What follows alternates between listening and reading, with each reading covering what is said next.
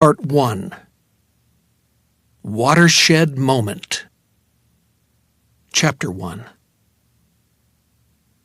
Harry Dunning graduated with flying colors.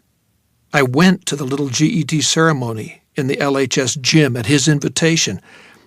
He really had no one else, and I was happy to do it. After the benediction, spoken by Father Bandy, who rarely missed an LHS function, I made my way through the milling friends and relatives to where Harry was standing alone in his billowy black gown, holding his diploma in one hand and his rented mortarboard in the other. I took his hat so I could shake his hand. He grinned, exposing a set of teeth with many gaps and several leaners, but a sunny and engaging grin for all that. "Thanks for coming, Mr. Epping. Thanks so much." "It was my pleasure, and you can call me Jake. It's a little perk I accord to students who are old enough to be my father." He looked puzzled for a minute, then laughed. "I guess I am, ain't I? Jeez." I laughed too. Lots of people were laughing all around us, and there were tears, of course. What's hard for me comes easily to a great many people. "And that A+, jeez! I never got an A+ in my whole life. Never expected one either." "You deserved it, Harry. So, what's the first thing you're going to do as a high school graduate?" His smile dimmed for a second. This was a prospect he hadn't considered. "I guess I'll go back home. I got a little house I ran on Goddard Street, you know." He raised the diploma, holding it carefully by the fingertips as if the ink might smear. "I'll frame this and hang it on the wall. Then I guess I'll pour myself a glass of wine and sit on the couch and just admire it until bedtime." "Sounds like a plan," I said. "But would you like to have a burger and some fries with me first? We could go down to Al's." I expected a wince at that, but of course I was judging Harry by my colleagues, not to mention most of the kids we taught. They avoided Al's like the plague, intended to patronize either the Dairy Queen across from the school or the Hi-Hat out on 196, near where the old Lisbon Drive-In used to be. "That'd be great, Mr. Epping. Thanks." "Jake, remember?" "Jake, you bet." So I took Harry to Al's, where I was the only faculty regular, and although he actually had a waitress that summer, Al served us himself. As usual, a cigarette, illegal in public eating establishments, but that never stopped Al, smoldered in one corner of his mouth, and the eye on that side squinted against the smoke. When he saw the folded-up graduation robe and realized what the occasion was, he insisted on picking up the check. What check there was. The meals at Al's were always remarkably cheap, which had given rise to rumors about the fate of certain stray animals in the vicinity. He also took a picture of us, which he later hung on what he called the town wall of celebrity.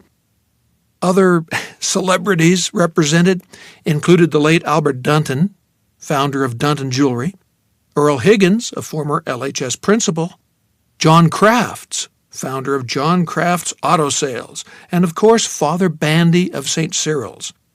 The father was paired with Pope John the 23rd, the latter not local, but revered by Al Templeton, who called himself a good Catholic. The picture Al took that day showed Harry Dunning with a big smile on his face. I was standing next to him, and we were both holding his diploma. His tie was pulled slightly askew. I remember that because it made me think of those little squiggles he put on the ends of his lowercase y's. I remember it all. I remember it very well. 2 years later, on the last day of the school year, I was sitting in that very same teacher's room and reading my way through a batch of final essays my American Poetry Honors Seminar had written. The kids themselves had already left, turned loose for another summer, and soon I would do the same. But for the time being, I was happy enough where I was, enjoying the unaccustomed quiet. I thought I might even clean out the snack cupboard before I left. Someone ought to do it, I thought. Earlier that day, Harry Dunning had limped up to me after homeroom period, which had been particularly screechy, as all homerooms and study halls tend to be on the last day of school, and offered me his hand. "I just want to thank you for everything," he said. I grinned. "You already did that, as I remember." "Yeah, but this is my last day. I'm retiring. So I wanted to make sure and thank you. Again." As I shook his hand, a kid cruising by, no more than a sophomore judging by the fresh crop of pimples and the serio-comic straggle on his chin that aspired to goatee-hood, muttered, "Hopped on Harry, hopping down the avenue." I grabbed for him, my intention to make him apologize, but Harry stopped me. His smile was easy and unoffended. "No, don't bother. I'm used to it. They're just kids." "That's right," I said, "and it's our job to teach them." "I know, and you're good at it. But it's not my job to be anybody's, teachable moment. Especially not today. I hope you'll take care of yourself, Mr. Epping." He might be old enough to be my father, but Jake was apparently always going to be beyond him. "You too, Harry." "I'll never forget that A+. I framed that, too. Got it right up beside my diploma." "Good for you." And it was. It was all good. His essay had been primitive art, but every bit as powerful and true as any painting by Grandma Moses. It was certainly better than the stuff I was currently reading. The spelling in the honors essays was mostly correct, and the diction was clear, although my cautious college-bound "don't take a chancers" had an irritating tendency to fall back on the passive voice. But the writing was pallid, boring. My honors kids were juniors. Max Stedman, the department head, awarded the seniors to himself, but they wrote like little old men and little old ladies, all pursy-mouthed and, "Ooh, don't slip on that icy patch, Mildred." In spite of his grammatical lapses and painstaking cursive, Harry Dunning had written like a hero. On one occasion, at least. As I was musing on the difference between offensive and defensive writing, the intercom on the wall cleared its throat. "Is Mr. Epping in the West Wing teacher's room? You by any chance still there, Jake?" I got up, thumbed the button, and said, "Still here, Gloria. For my sins. Can I help you?" "You have a phone call. Guy named Al Templeton? I can transfer it if you want, or I can tell him you left for the day." Al Templeton, owner and operator of Al's Diner, where all LHS faculty, save for yours truly, refused to go. Even my esteemed department head, who tried to talk like a Cambridge Don and was approaching retirement age himself, had been known to refer to the specialty of the house as Al's famous cat burger instead of Al's famous fat burger. "Well, of course it's not really cat," people would say. "Or probably not cat, but it can't be beef, not at $1.19. "Jake, did you fall asleep on me?" "Nope, wide awake." Also curious as to why Al would call me at school. Why he'd call me at all, for that matter. Ours had always been strictly a cook and client relationship. I appreciated his chow, and he appreciated my patronage. Go on and put him through. "Why are you still here, anyway?" "I'm flagellating myself." "Ooh," Gloria said, and I could imagine her fluttering her long lashes. "I love it when you talk dirty. Hold on and wait for the ringy-dingy." She clicked off. The extension rang, and I picked it up. "Jake, you on there, buddy?"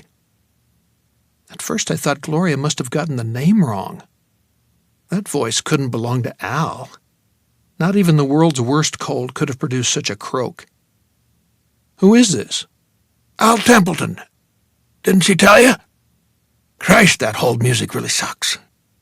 Whatever happened to Connie Francis?" He began to ratchet coughs, loud enough to make me hold the phone away from my ear a little. "You sound like you get the flu." He laughed. He also kept coughing. The combination was fairly gruesome. "I got something, all right." "It must have hit you fast." I had been in just yesterday to grab an early supper, a fat burger, fries, and a strawberry milkshake. I believe it's important for a guy living on his own to hit all the major food groups. "You could say that, or you could say it took a while. Either one would be right." I didn't know how to respond to that. I'd had a lot of conversations with Al in the 6 or 7 years I'd been going to the diner, and he could be odd. Insisted on referring to the New England Patriots as the Boston Patriots, for instance, and talked about Ted Williams as if he'd known him, like a brother. But I'd never had a conversation as weird as this. "Jake, I need to see you. It's important." "Can I ask?" "I expect you to ask plenty, and I'll answer, but not over the phone." I didn't know how many answers he'd be able to give before his voice gave out, but I promised I'd come down in an hour or so. "Thanks. Make it even sooner if you can. Time is, as they say, of the essence." And he hung up just like that, without even a goodbye. I worked my way through 2 more of the honors essays, and there were only 4 more in the stack, but it was no good. I'd lost my groove. So I swept the stack into my briefcase and left. It crossed my mind to go upstairs to the office and wish Gloria a good summer. But I didn't bother. She'd be in all next week, closing the books on another school year, and I was going to come in on Monday and clean out the snack cupboard. That was a promise I'd made to myself. Otherwise, the teachers who used the West Wing teachers' room during summer session would find it crawling with bugs. If I'd known what the future held for me, I certainly would have gone up to see her. I might even have given her the kiss that had been flirting in the air between us for the last couple of months. But of course I didn't know. Life turns on a dime. Al's Diner was housed in a silver trailer across the tracks from Main Street, in the shadow of the old Warumbo Mill. Places like that can look tacky, but Al had disguised the concrete blocks upon which his establishment stood with pretty beds of flowers. There was even a neat square of lawn, which he barbered himself with an old push-type lawnmower. The lawnmower was as well tended as the flowers and the lawn, not a speck of rust on the whirring, brightly painted blades. It might have been purchased at the local Western Auto store the week before, if there had still been a Western Auto in the Falls, that was. There was once, but it fell victim to the big box stores back around the turn of the century. I went up the paved walk, up the steps, then paused, frowning. The sign reading "Welcome to Al's Diner, home of the Fat Burger," was gone. In its place was a square of cardboard reading "Closed and will not reopen due to illness. Thank you for your business over the years, and God bless." I had not yet entered the fog of unreality that would soon swallow me, but the first tendrils were seeping around me, and I felt them. It wasn't a summer cold that had caused the hoarseness I'd heard in Al's voice, nor the croaking cough. Not the flu, either. Judging by the sign, it was something more serious. But what kind of serious illness came on in a mere 24 hours? Less than that, really. It was 2:30. I'd left Al's last night at 5:45, and he'd been fine. Almost manic, in fact. I remembered asking him if he'd been drinking too much of his own coffee, and he said no. He was just thinking about taking a vacation. Do people who are getting sick enough to close the businesses they've run single-handed for over 20 years, talk about taking vacations? Some, maybe, but probably not many. The door opened while I was still reaching for the handle, and Al stood there looking at me, not smiling. I looked back, feeling that fog of unreality thicken around me. The day was warm, but the fog was cold. At that point, I still could have turned and walked out of it. back into the June sunshine, and part of me wanted to do that. Mostly, though, I was frozen by wonder and dismay. Also horror, I might as well admit it. Because serious illness does horrify us, doesn't it? And Al was seriously ill. I could see that in a single glance, and mortally was probably more like it. It wasn't just that his normally ruddy cheeks had gone slack and sallow. It wasn't the rheum that coated his blue eyes, which now looked washed out and nearsightedly peering. It wasn't even his hair, formerly almost all black and now almost all white. After all, he might have been using one of those vanity products and decided on the spur of the moment to shampoo it out and go natural. The impossible part was that in the 22 hours since I'd last seen him, Al Templeton appeared to have lost at least 30 pounds, maybe even 40, which would have been a quarter of his previous body weight. Nobody loses 30 or 40 pounds in less than a day. Nobody. But I was looking at it. And this, I think, is where that fog of unreality swallowed me whole. Al smiled, and I saw he had lost teeth as well as weight. His gums looked pale and unhealthy. "How do you like the new me, Jake?" And he began to cough, thick, chaining sounds that came from deep inside him. I opened my mouth. No words came out. The idea of flight again came to some craven, disgusted part of my mind, but even if that part had been in control, I couldn't have done it. I was rooted to the spot. Al got the coughing under control and pulled a handkerchief from his back pocket. He wiped first his mouth and then the palm of his hand with it. Before he put it back, I saw it was streaked with red. "Come in," he said. "I've got a lot to talk about, and I think you're the only one who might listen. Will you listen?" "Al," I said. My voice was so low and strengthless I could hardly hear it myself. "What's happened to you?" "Will you listen?" "Of course." "You'll have questions, and I'll answer as many as I can, but try to keep them to a minimum. I don't have much voice left. Hell, I don't have much strength left. Come on in here." I came in. The diner was dark and cool and empty. The counter was polished and crumbless. The chrome on the stools gleamed. The coffee urn was polished to a high gloss. The sign reading, "If you don't like our town, look for a timetable," was in its accustomed place by the Suida register. The only thing missing was the customers.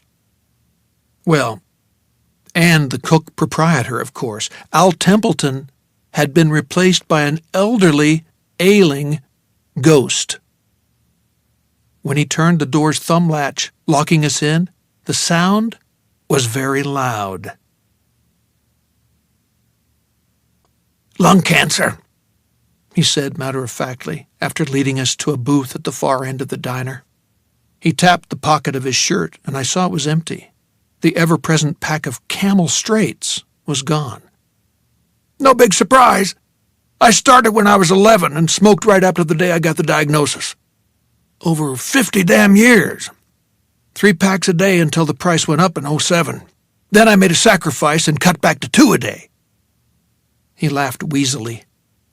I thought of telling him that his math had to be wrong because I knew his actual age.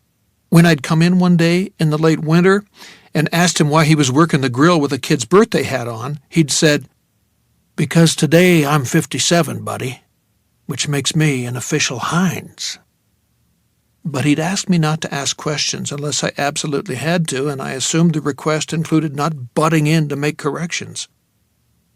"If I were you, and I wish I was, although I'd never wish being me on you, not in my current situation, I'd be thinking, something screwy here. Nobody gets advanced lung cancer overnight. Is that about right?" I nodded. That was exactly right. "The answer is simple enough. It wasn't overnight. I started coughing my brains out about 7 months ago, back in May. This was news to me. If he'd been doing any coughing, it hadn't been while I was around. Also, he was doing that bad math thing again.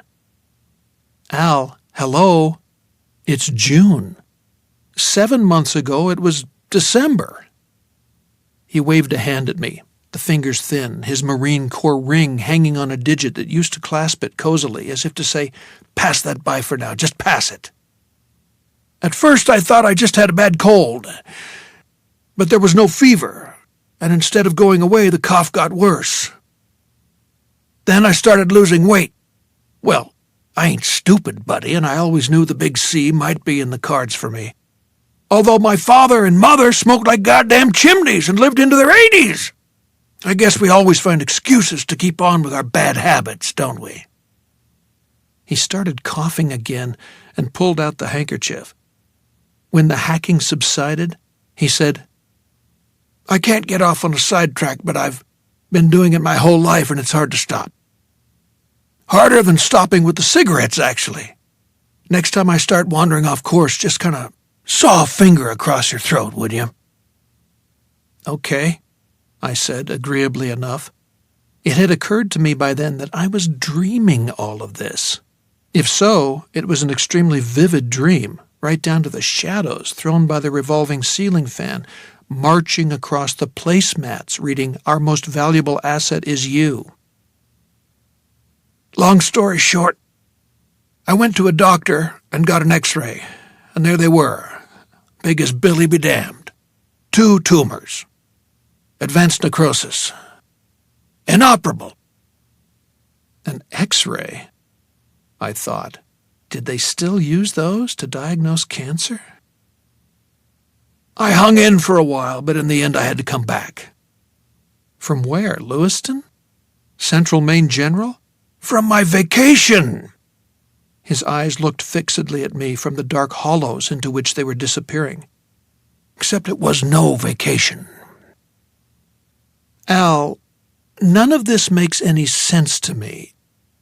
Yesterday you were here, and you were fine. Take a good close look at my face. Start with my hair and work your way down. Try to ignore what the cancer's doing to me. It plays hell with a person's looks, no doubt about that. And then tell me I'm the same man you saw yesterday. Well, you obviously washed the dye out. Never used any. I won't bother directing your attention to the teeth I lost while I was away. I know you saw those. You think an x-ray machine did that? Or strontium-90 in the milk? I don't even drink milk, except for a splash in my last cup of coffee of the day. Strontium what? Never mind. Get in touch with your, feminine side. Look at me the way women look at other women when they're judging age. I tried to do what he said, and while what I observed would never have stood up in court, it convinced me. There were webworks of lines spraying out from the corners of his eyes, and the lids had the tiny, delicately ruffled wrinkles you see on people who no longer have to flash their senior discount cards when they step up to the multiplex box office. Skin grooves that hadn't been there yesterday evening now made sine waves across Al's brow. 2 more lines, much deeper ones, bracketed his mouth. His chin was sharper, and the skin on his neck had grown loose. The sharp chin and wattled throat could have been caused by Al's catastrophic weight loss, but those lines. And if he wasn't lying about his hair, he was smiling a little. It was a grim smile, but not without actual humor, which somehow made it worse. Remember my birthday last March? Don't worry, Al, you said. If that stupid party hat catches on fire while you're hanging over the grill, I'll grab the fire extinguisher and put you out. Remember that? I did. You said you were an official Heinz. So I did. And now I'm 62. I know the cancer makes me look even older, but these, and these, he touched his forehead, then the corner of one eye. These are authentic age tattoos. Badges of honor in a way. "Al, can I have a glass of water?" "Of course." "Shock, isn't it?" He looked at me sympathetically. "You're thinking, either I'm crazy, he's crazy, or we both are. I know. I've been there." He levered himself out of the booth with an effort, his right hand going up beneath his left armpit as if he were trying to hold himself together somehow. Then he led me around the counter. As he did so, I put my finger on another element of this unreal encounter. Except for the occasions when I shared a pew with him at St. Cyril's. These were rare. Although I was raised in the faith, I'm not much of a Catholic. Or happened to meet him on the street, I'd never seen Al out of his cook's apron. He took a sparkling glass down and drew me a glass of water from a sparkling chrome-plated tap. I thanked him and turned to go back to the booth, but he tapped me on the shoulder. I wish he hadn't done that. It was like being tapped by Coleridge's Ancient Mariner, who stoppeth one of three. "I want you to see something before we sit down again. It'll be quicker that way. Only seeing isn't the right word. I guess experiencing is a lot closer. Drink up, buddy." I drank half the water. It was cool and good, but I never took my eye off him. That craven part of me was expecting to be jumped, like the first unwitting victim in one of those maniac-on-the-loose movies that always seem to have numbers in their titles. But Al only stood there with one hand propped on the counter. The hand was wrinkled, the knuckles big. It didn't look like the hand of a man in his 50s, even one with cancer, and did the radiation do that? I asked suddenly. "Do what?" "You have a tan, not to mention those dark spots on the backs of your hands. You get those either from radiation or too much sun." "Well, since I haven't had any radiation treatments, that leaves the sun. I've gotten quite a lot of it over the last 4 years. So far as I knew, Al had spent most of the last 4 years flipping burgers and making milkshakes under fluorescent lights. But I didn't say so. I just drank the rest of my water. When I set the glass down on the Formica counter, I noticed my hand was shaking slightly. "Okay, what is it you want me to see? Or to experience?" "Come this way." He led me down the long, narrow galley area, past the double grill, the friolators, the sink, the Frost King fridge, and the humming waist-high freezer. He stopped in front of the silent dishwasher and pointed to the door at the far end of the kitchen. It was low. Al would have to duck his head going through it, and he was only 5'7" or so. I'm 6'4". Some of the kids called me Helicopter Epping. "That's it," he said. "Through that door." "Isn't that your pantry?" Strictly a rhetorical question. I'd seen him bring out enough cans, sacks of potatoes, and bags of dry goods over the years to know damn well what it was. Al seemed not to have heard. "Did you know I originally opened this joint in Auburn?" "No." He nodded. And just that was enough to kick off another bout of coughing. He stifled it with the increasingly gruesome handkerchief. When the latest fit finally tapered off, he tossed the handkerchief into a handy trash can, then grabbed a swatch of napkins from a dispenser on the counter. "It's an Illuminaire, made in the 30s and as Art Deco as they come. Wanted one ever since my dad took me to the Chat and Chew in Bloomington back when I was a kid. Bought it fully outfitted and opened up on Pine Street. I was at that location for almost a year, and I saw that if I stayed, I'd be bankrupt in another year. There were too many other quick-bite joints in the neighborhood. Some good, some not so good. All of them with their regulars. I was like a kid fresh out of law school who hangs out his shingle in a town that already has a dozen well-established shysters. Also, in those days, Al's famous Fat Burger sold for $2.50. Even back in 1990, 2.5 was the best I could do. Then how in hell do you sell it for less than half that now?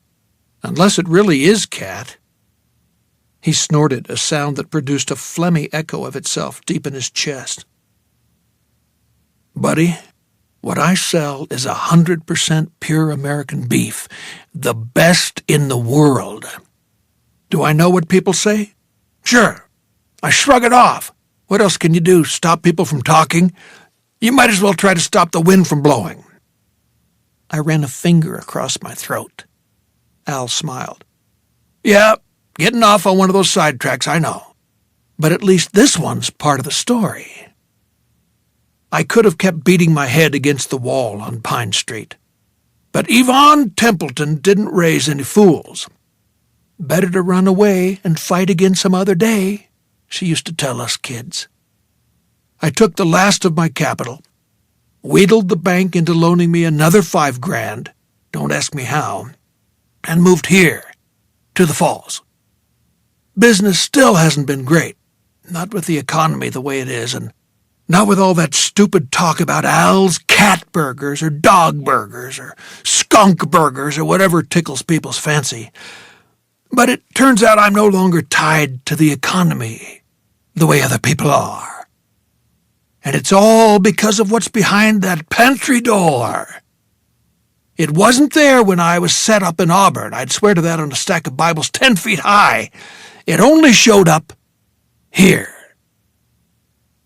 "What are you talking about?" He looked at me steadfastly from his watery, newly old eyes. "Talking's done for now. You need to find out for yourself. Go on, open it." I looked at him doubtfully. "Think of it as a dying man's last request," he said. "Go on, buddy. If you really are my buddy, that is. Open the door."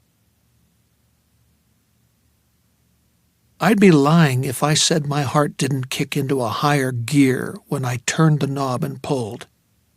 I had no idea what I might be faced with, although I seem to remember having a brief image of dead cats, skinned and ready for the electric meat grinder. But when Al reached past my shoulder and turned on the light, what I saw was, well, a pantry. It was small and as neat as the rest of the diner. There were shelves stacked with big restaurant-sized cans on both walls. At the far end of the room, where the roof curved down, were some cleaning supplies, although the broom and mop had to lie flat because that part of the cubby was no more than 3 feet high. The floor was the same dark gray linoleum as the floor of the diner, but rather than the faint odor of cooked meat, in here there was the scent of coffee, vegetables, and spices. There was another smell, too, faint and not so pleasant. "Okay," I said. "It's the pantry, neat and fully stocked. You get an A in supply management, if there is such a thing. What do you smell?" "Spices, mostly. Coffee. Maybe air freshener, too. I'm not sure." "Uh-huh. I use Glade.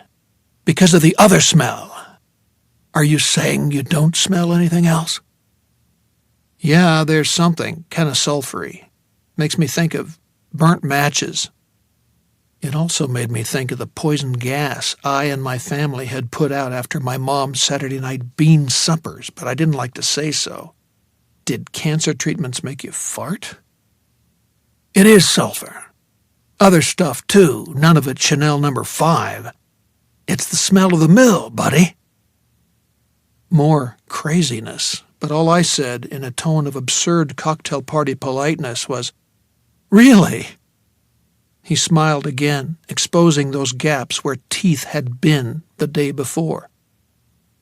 "What you're too polite to say is that Warumbo has been closed since Hector was a pup. That, in fact, it mostly burned to the ground back in the late 80s.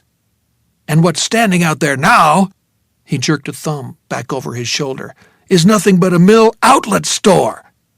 Your basic vacation land tourist stop, like the Kennebec Fruit Company during Moxie days.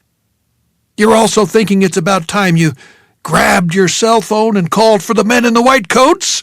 That about the size of it, buddy?" "I'm not calling anybody because you're not crazy." I was far from sure of that. But this is just a pantry, and it's true that Warumbo Mills and weaving hasn't turned out a bolt of cloth in the last quarter century.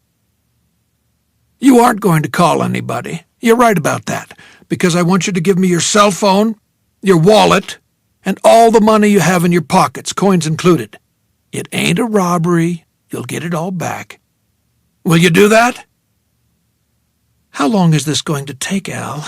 Because I've got some honors themes to correct before I can close up my grade book for the school year. It'll take as long as you want, he said, because it'll only take 2 minutes. It always takes 2 minutes. Take an hour. Really look around if you want. But I wouldn't, not the first time, because it's a shock to the system. You'll see. Will you trust me on this? Something he saw on my face tightened his lips over that reduced set of teeth. Please? Please, Jake. Dying man's request.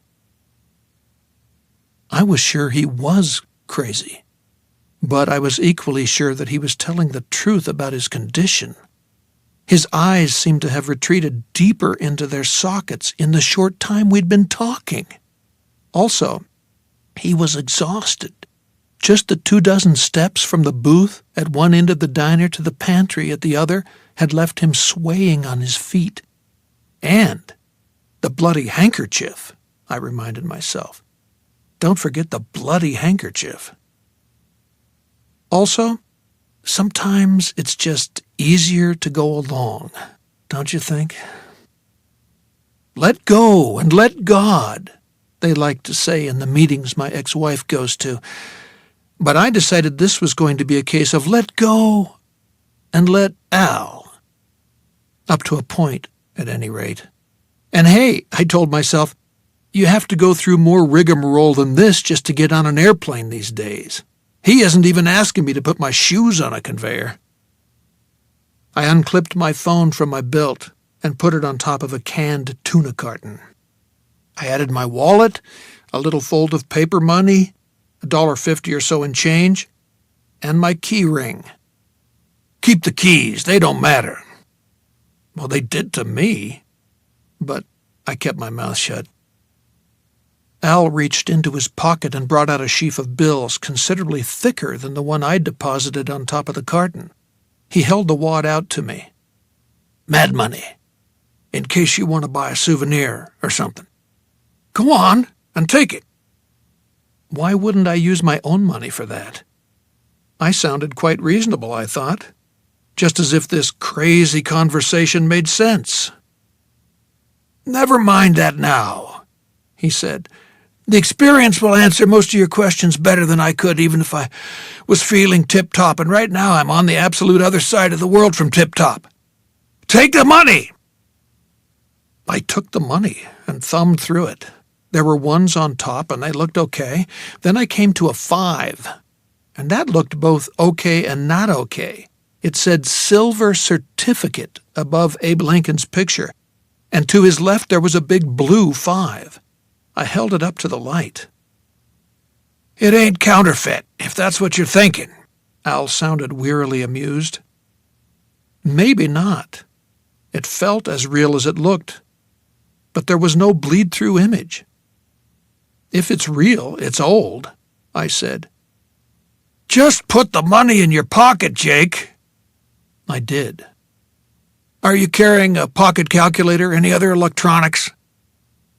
Nope. I guess you're good to go then. Turn around so you're looking at the back of the pantry. Before I could do it, he slapped his forehead and said, Oh, God! Where are my brains? I forgot the yellow card man. The who? The what? The yellow card man. That's just what I call him. I don't know his real name. Here, take this. He rummaged in his pocket, then handed me a 50-cent piece. I hadn't seen one in years, maybe not since I was a kid. I hefted it. I don't think you want to give me this. It's probably valuable. Of course it's valuable. It's worth $50. He got coughing, and this time it shook him like a hard wind. but he waved me off when I started toward him. He leaned on the stack of cartons with my stuff on top, spat into the wad of napkins, looked, winced, and then closed his fist around them. His haggard face was now running with sweat. "Hot flash or something like it. Damn cancer screwing with my thermostat along with the rest of my shit. About the yellow card man. He's a wino, and he's harmless, but he's not like anyone else. It's like he knows something. I think it's only a coincidence because he happens to be plumped down not far from where you're gonna come out. But I wanted to give you a heads up about him." "Well, you're not doing a very good job," I said. "I have no fucking idea what you're talking about." "He's gonna say, 'I got a yellow card from the green front, so give me $1 because today's double money day.' You got that?" "Got it." The shit kept getting deeper. "And he does have a yellow card, tucked in the brim of his hat. Probably nothing but a taxi company card or maybe a red and white coupon he found in the gutter. But his brains are shot on cheap wine, and he seems to think it's like Willy Wonka's golden ticket. So you say, 'I can't spare $1, but here's half a rock,' and you give it to him. Then he may say," Al raised one of his now skeletal fingers, "he may say something like, 'Why are you here?' Or, 'Where did you come from?' He may even say something like, 'You're not the same guy.' I don't think so, but it's possible. There's so much about this, I don't know. Whatever he says, just leave him there by the drying shed, which is where he's sitting, and go out the gate. When you go, he'll probably say, 'I know you could spare $1, you cheap bastard!' But pay no attention. Don't look back. Cross the tracks, and you'll be at the intersection of Maine and Lisbon." He gave me an ironic smile. "After that, buddy, the world is yours." Drying shed? I thought I vaguely remembered something near the place where the diner now stood, and I supposed it might have been the old Warumba drying shed. But whatever it had been, it was gone now. If there had been a window at the back of the Illuminaire's cozy little pantry, it would have been looking out on nothing but a brick courtyard and an outerwear shop called Your Main Snuggery. I had treated myself to a North Face parka there shortly after Christmas, and got it at a real bargain price. Never mind the drying shed. Just remember what I told you. Now, turn around again. That's right. And take 2 or 3 steps forward. Little ones, baby steps. Pretend you're trying to find the top of a staircase with all the lights out. Careful like that. I did as he asked, feeling like the world's biggest dope. 1 step, lowering my head to keep from scraping it on the aluminum ceiling. 2 steps, now actually crouching a little. A few more steps and I'd have to get on my knees. That I had no intention of doing, dying man's request or not. "Al, this is stupid. Unless you want me to bring you a carton of fruit cocktail or some of these little jelly packets, there's nothing I can do in here." That was when my foot went down. The way your foot does when you're starting down a flight of steps. Except my foot was still firmly on the dark gray linoleum floor. I could see it. "There you go," Al said. The gravel had gone out of his voice, at least temporarily. The words were soft with satisfaction. "You found it, buddy." But what had I found? What exactly was I experiencing? The power of suggestion seemed the most likely answer, since no matter what I felt, I could see my foot on the floor, except, you know how on a bright day you can close your eyes and see an after-image of whatever you were just looking at? It was like that. When I looked at my foot, I saw it on the floor, but when I blinked, either a millisecond before or a millisecond after my eyes closed, I couldn't tell which, I caught a glimpse of my foot on a step. And it wasn't in the dim light of a 60-watt bulb either. It was in bright sunshine. I froze. "Go on," Al said. "Nothing's going to happen to you, buddy. Just go on." He coughed harshly, then said in a kind of desperate growl, "I need you to do this." So I did. God help me, I did.